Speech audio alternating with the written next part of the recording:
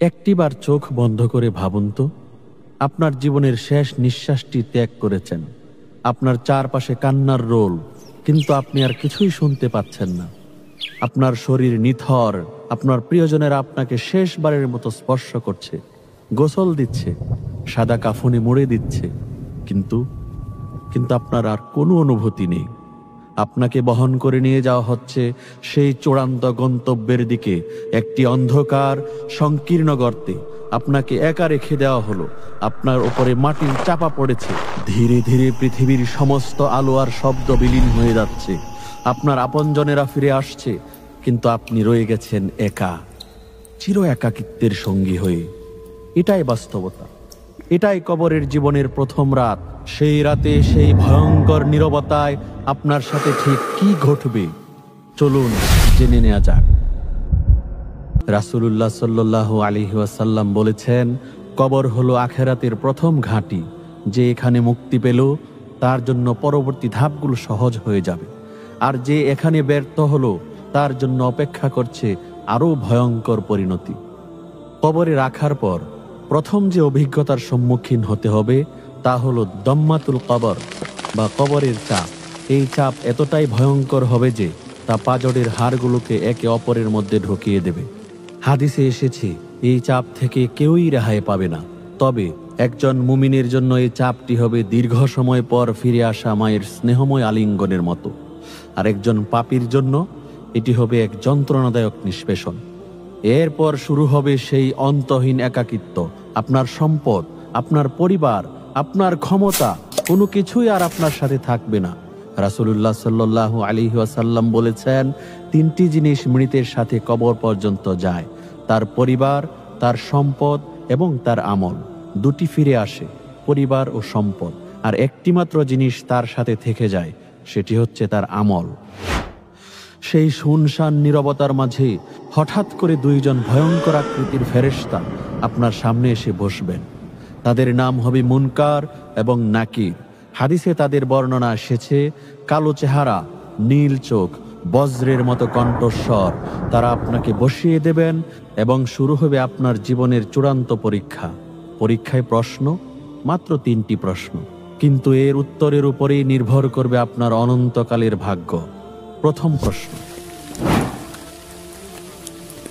দুনিয়াতে যে ব্যক্তি আল্লাহকে তার রব হিসাবে মেনেছে, তার আদেশ নিষেধ অনুসরণ করেছে, সেই ব্যক্তি আত্মবিশ্বাসের সাথে উত্তর দেবে, রব্বি আল্লাহ, আমার রব আল্লাহ। কিন্তু যে ব্যক্তি দুনিয়াতে আল্লাহকে ভুলে গিয়েছিল, সে দ্বিধাগ্রস্ত হয়ে পড়বে, তার মুখ থেকে কোনো উত্তর বের হবে না। দ্বিতীয় প্রশ্ন: ওমা দীনুকা, তোমার দিন কি? একজন মুমিন উত্তর দেবে, দিনী আল ইসলাম, আমার দিন ইসলাম। কিন্তু যে ব্যক্তি ইসলামের পরিবর্তে অন্য কোনো জীবন ব্যবস্থাকে অনুসরণ করেছে, সে হতভম্ব হয়ে শুধু বলবে, হায়, আমি তো জানি না, লোকেদেরকে যা বলতে শুনেছি আমিও তাই বলতাম। এবং তৃতীয় চূড়ান্ত প্রশ্ন: ওয়ামা নাবিয়্যুকা, তোমার নবীকে? মুমিন উত্তর দিবে, হুয়া রাসূলুল্লাহ মুহাম্মদ ইবনে আব্দুল্লাহ সাল্লাল্লাহু আলাইহি ওয়াসাল্লাম, তিনি আল্লাহর রাসূল মুহাম্মদ সাল্লাল্লাহু আলাইহি ওয়াসাল্লাম। আর যে ব্যক্তি রাসূলের আদর্শকে উপেক্ষা করে জীবন কাটিয়েছে, সেই সহজ উত্তরটিও দিতে পারবে না। তার জন্য অপেক্ষা করবে ভয়ঙ্কর পরিণতি। যারা সঠিক উত্তর দিতে পারবে, তারা কারা জানেন? তারা হলো সেই সব ভাগ্যবান আত্মা, যাদেরকে আল্লাহ দুনিয়া এবং আখিরাতে একটি মজবুত এবং প্রতিষ্ঠিত কথা অর্থাৎ ঈমানের উপর অবিচল রাখেন। আল্লাহ রাব্বুল আলামিন নিজে পবিত্র কোরআনে এই মুহূর্তটির কথা বলেছেন, ইউসাব্বিতুল্লাহুল্লাযীনা আমানু বিল কওলিস সাবিত ফিল হায়াতিদ দুনিয়া ওয়া ফিল আখিরাহ ওয়া ইউযিল্লুল্লাহুয যালিমিন ওয়া ইয়াফআলুল্লাহু মা ইয়াশা। যারা ঈমান এনেছে, আল্লাহ তাদেরকে দুনিয়ার জীবনে এবং আখিরাতেও প্রতিষ্ঠিত কথার উপর অবিচল রাখেন, আর আল্লাহ জালিমদেরকে পথভ্রষ্ট করেন, আর আল্লাহ যা ইচ্ছা তাই করেন। এই আয়াতটি হলো মূল রহস্য। কবরের প্রশ্নের উত্তর কোনো মুখস্থ করা বিদ্যা দিয়ে দেয়া যাবে না। এর উত্তর আসবে সরাসরি হৃদয় থেকে, সেই ঈমান থেকে যা দিয়ে আপনি দুনিয়াতে জীবনযাপন করেছেন। যারা সঠিক উত্তর দিতে পারবে তাদের জন্য আকাশ থেকে একটি দৈববাণী আসবে, আমার বান্দা সত্য বলেছে। সাথে সাথে তার কবরকে দৃষ্টিসীমা পর্যন্ত প্রশস্ত করে দেওয়া হবে। তাকে জান্নাতের পোশাক পরানো হবে এবং তার জন্য জান্নাতের একটি দরজা খুলে দেওয়া হবে, যেখান থেকে কিয়ামত পর্যন্ত শান্তিদায়ক সুবাতাস এবং সুগন্ধি আসতে থাকবে।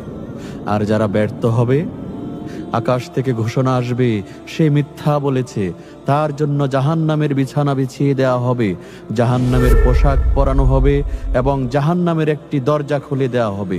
সেই দরজা দিয়ে গরম বিষাক্ত বাতাস এবং দুর্গন্ধ আসতে থাকবে। তার কবরকে এতটাই সংকুচিত করে দেওয়া হবে যে তার পাঁজরের হাড়গুলো একে অপরের মধ্যে ঢুকে যাবে এবং কিয়ামত পর্যন্ত সেই ভয়ঙ্কর আযাব ভোগ করতে থাকবে। ومن أعرض عن ذكري فإن له معيشة ضنكا ونحشره يوم القيامة أعمى। আর যে আমার স্মরণ থেকে মুখ ফিরিয়ে নেবে তার জন্য হবে এক সংকুচিত জীবন এবং আমি তাকে কিয়ামতের দিন অন্ধ অবস্থায় উঠাবো। মুফাসসিরগণ বলেন, এই সংকুচিত জীবনের প্রথম এবং প্রধান প্রকাশ ঘটবে কবরের জীবনে, যেখানে তার কবরকে তার উপর সংকুচিত করে দেওয়া হবে। তাহলে এই কঠিন পরীক্ষার জন্য আমাদের প্রস্তুতি কি? প্রস্তুতি হলো ঈমানের উপর অটল থাকা, শিরক থেকে বেঁচে থাকা, সালাত প্রতিষ্ঠা করা এবং প্রতিনিয়ত আল্লাহর কাছে কবরের এই ভয়ঙ্কর আযাব থেকে আশ্রয় চাওয়া।